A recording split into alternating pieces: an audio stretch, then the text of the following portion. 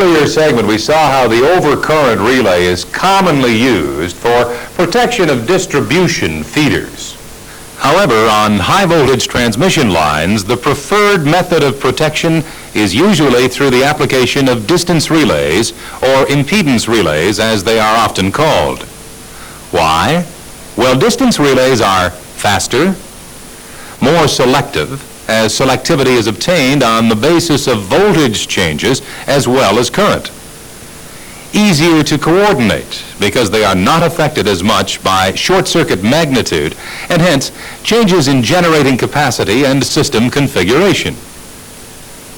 The device number for the distance relay is number 21. The earlier types of distance relays worked on the balanced beam principle like this, and certainly this is the easiest way for us to study the concept. The beam is pivoted like a seesaw with voltage and current coils at opposing ends. The voltage coil is fed from the voltage transformer on the line, or more usually on the bus feeding the line, while the current coil is fed from the current transformer on the protected line.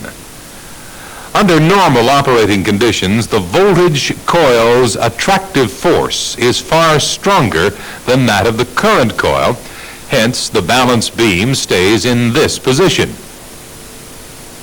However, if a fault occurs on the line, then the magnitude of current increases greatly, with the result that the current coil now produces much greater attractive force and will overcome the restraint of the voltage coil. The balance beam seesaws in the opposite direction and closes the contacts in the tripping circuit, so tripping the line circuit breaker. The actual point of tripping could be set by adjusting the position of the center pivot, or more simply, by adjusting taps on the voltage and current coils to increase or decrease the number of turns. Either way, the actual point of tripping depends upon the comparison, that is, the ratio of voltage to current, V over I. The relay is in fact measuring the impedance of the circuit being protected, including the load impedance. However, if we have a fault on the line, say a direct phase-to-phase fault, then the circuit impedance to the fault is only that of the conductors themselves, and as we know, this is a relatively small value. Indeed, this is the very reason that the current increases to such a high magnitude. So the relay is set to operate when the measured impedance falls below a specific value. If we know the impedance per mile of the line conductors, we can set the impedance relay to trip for faults within any particular distance from the relay. For example, let's say this line is 125 miles long, and the total impedance is, say, 100 ohms. At the halfway point, the impedance will be 50 ohms, at three-quarter length, 75 ohms, and so on. The relay will be installed at this substation close to the breaker, but it can be adjusted to reach out as far along the line as we wish. Typically, it will be set to protect up to 90% of the length of the line. That is, for an impedance of 90 ohms in this example. Why?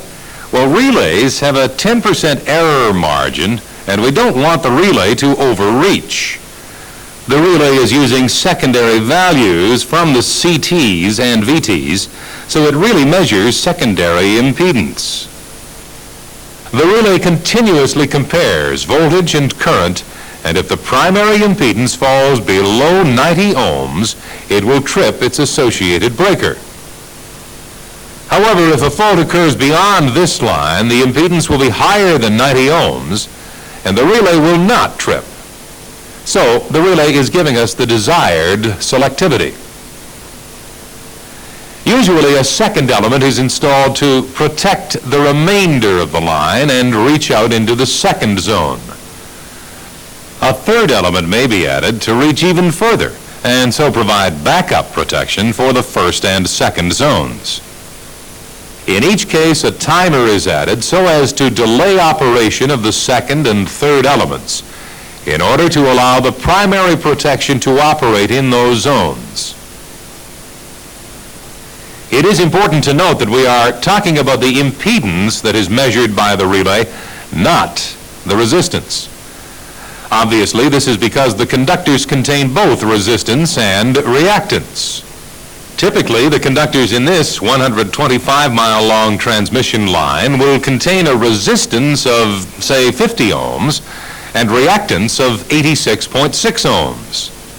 Let's plot this on an impedance diagram. Resistance is shown along the horizontal reference vector, and inductive reactance is shown on the vertical axis. Capacitive reactance, if present, would be shown on the negative vertical axis. In this example, we will assume that the quoted 86.6 ohms reactance has taken into account both inductive and capacitive reactance.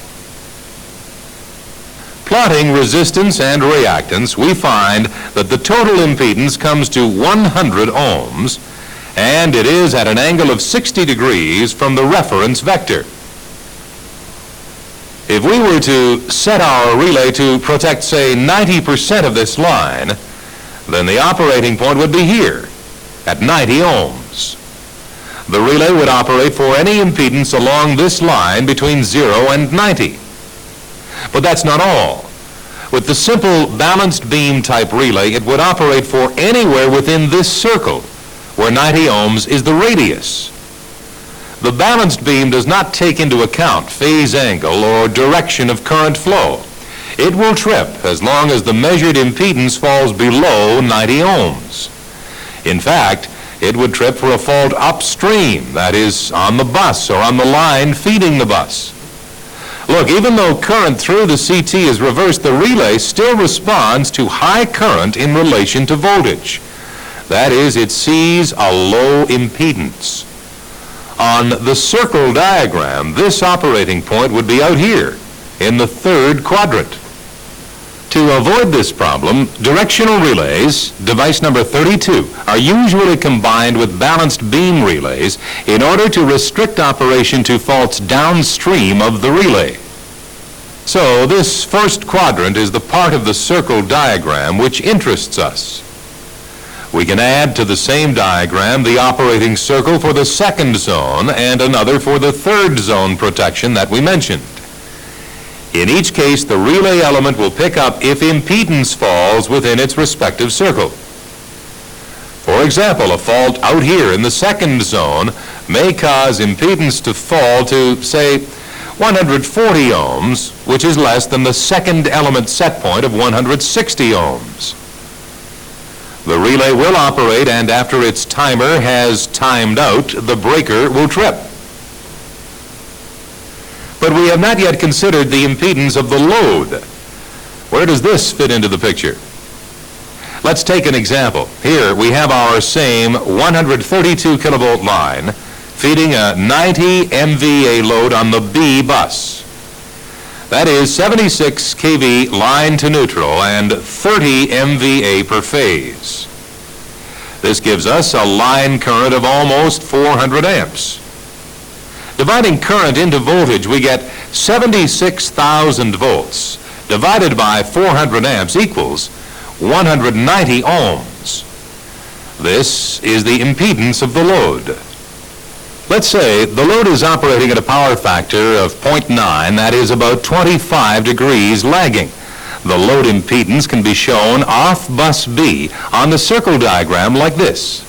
But the relay measures the total impedance, that is, the load plus line conductors.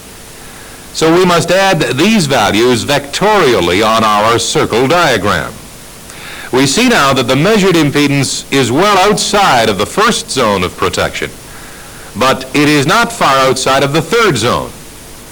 So the relay will not operate, and the condition appears to be satisfactory.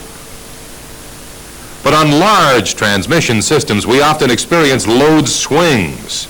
During such a surge, an increase in current could be seen by the relay as a decrease in load impedance, and it may well fall within the third zone of protection.